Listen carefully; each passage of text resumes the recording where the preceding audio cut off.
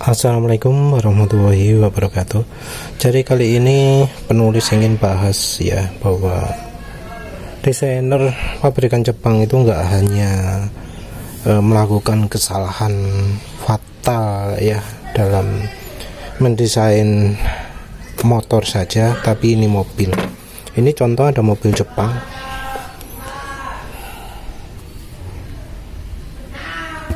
DOHC 12 valve ya, 3 businya 3.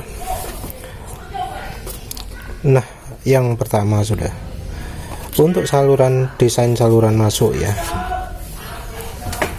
penulis itu tenaganya mobilnya itu baru sangat super nambah sekali ya, setelah saluran masuknya dikecilkan 1 cm. Jadi ini diameter dalamnya normalnya 4 cm, sekarang jadi 3 cm.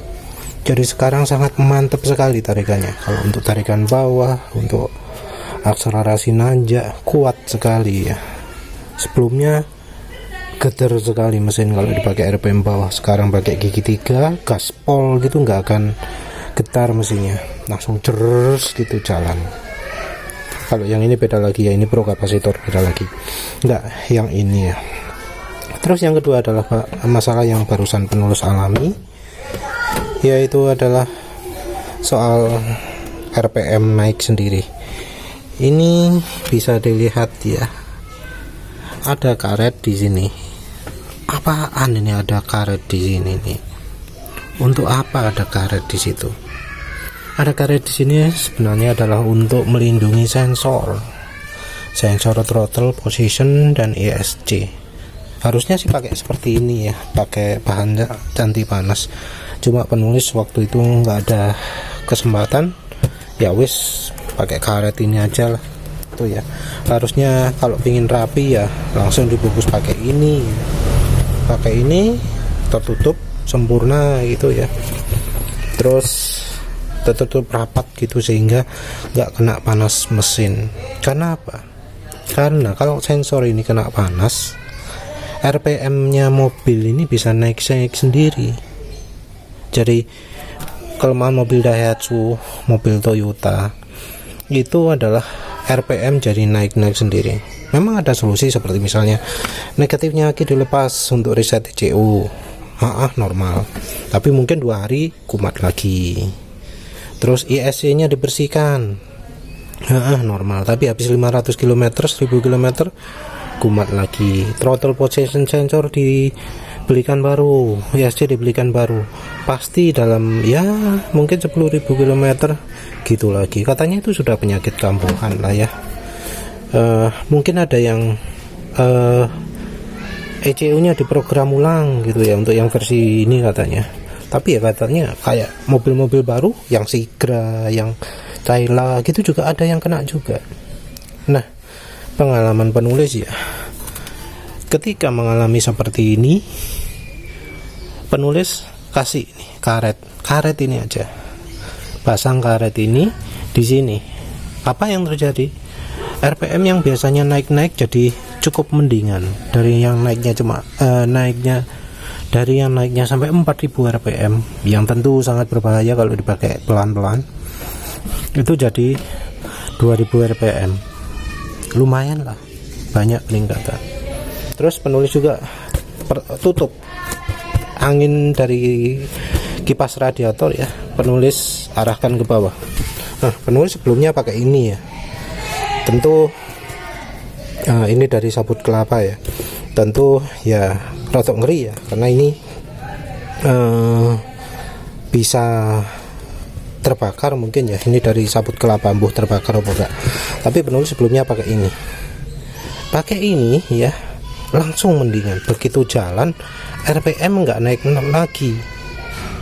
Cuma tentu kalau parkir lama RPM jadi naik ya, maksudnya parkir dalam kondisi berhenti dalam kondisi mesin menyala, RPM bisa naik lagi.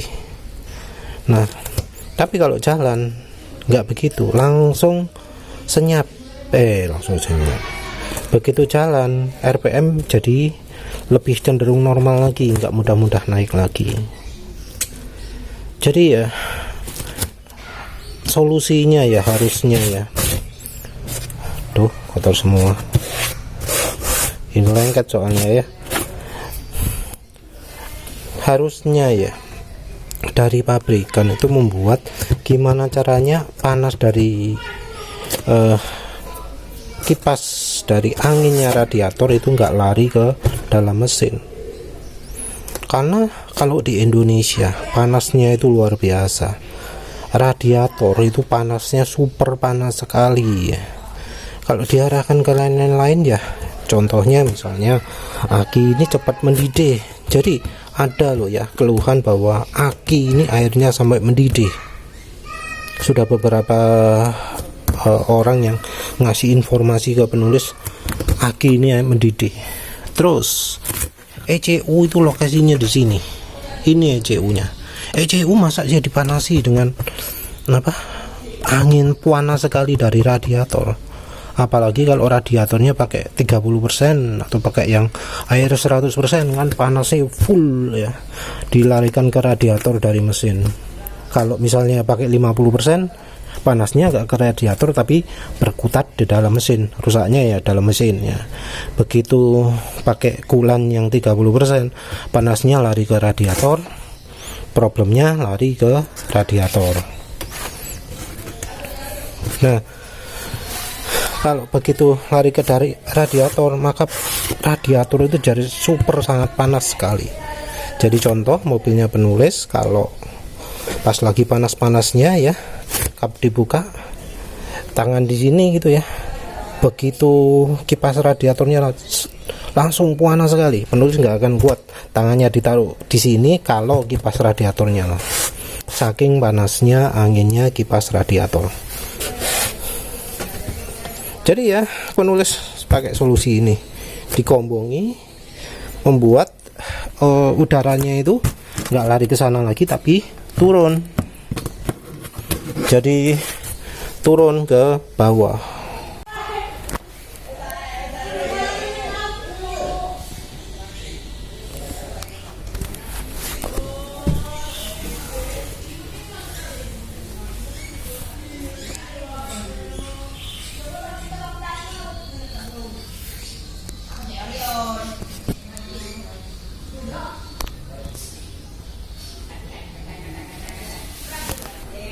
Kalau macet memang ya masih repot ya, karena anginnya ke bawah pasti ya naik lagi. Tapi kalau pas lagi jalan ya efeknya sangat besar sekali. Tapi ya ini lagi kesalahan desain dari Jepang ya. Kenapa kok anginnya itu dibolehkan lari kemana-mana? Bahkan ini ya, saya pasang tag dulu. Bahkan ya dalam kondisi ini belalai terpasang, anginnya ini yang kesedot angin panas. Walau di sini ini jauh dari kipas radiator, tapi kan kipas radiator itu kencang ya. Kalau siang-siang pakai AC, maka angin itu tiup ke sini terus ke sini, terus ke sini lagi. Jadi angin yang masuk ke intake itu adalah angin panas.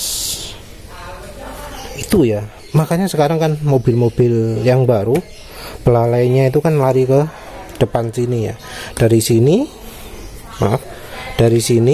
lari ke bagian sini gitu, atau bagian kanan kalau kipas radiatornya di kiri.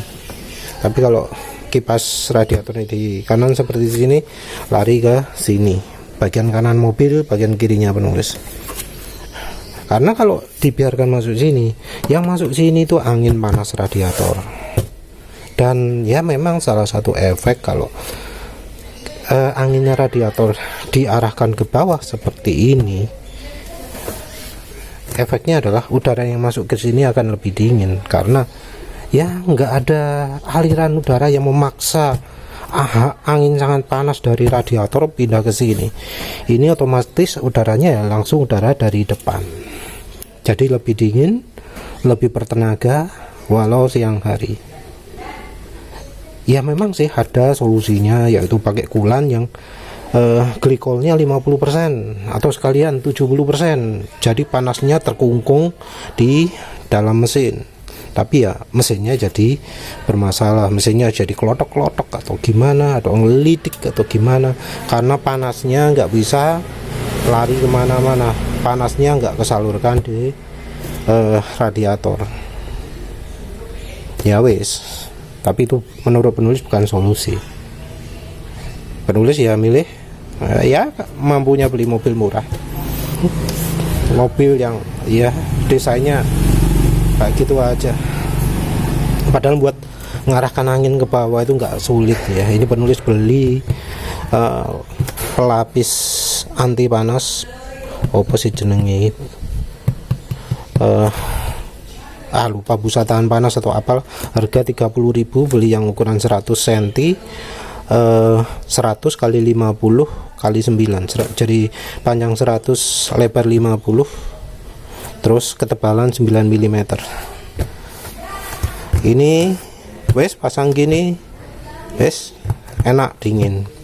Tapi ya balik lagi ya, harusnya dari pabrikan yang sudah memikirkan itu. Tapi kok ya kenapa kok konsumen yang harus memikirkan? Coba aja lah lihat solusi RPM naik sendiri, RPM nggak bisa turun, RPM nya tinggi, itu solusinya ya di servis, di reset ECU, suruh beli lagi yang TPS nya 350, yang ISC nya entah ya, mungkin harga sama lah 300an gitu mungkin ya, habis diganti tapi nggak lama gitu lagi ya, repot kan ya. Padahal sumbernya bisa aja dari panas ini kalau menurut penulis ya, karena penulis pakai lindungi dari karet itu sudah sangat membantu. Terus coba pakai ini diarahkan ke bawah anginnya, itu juga sangat membantu. Apalagi setelah yang gini, resiko untuk RPM naik sendiri akan sangat berkurang.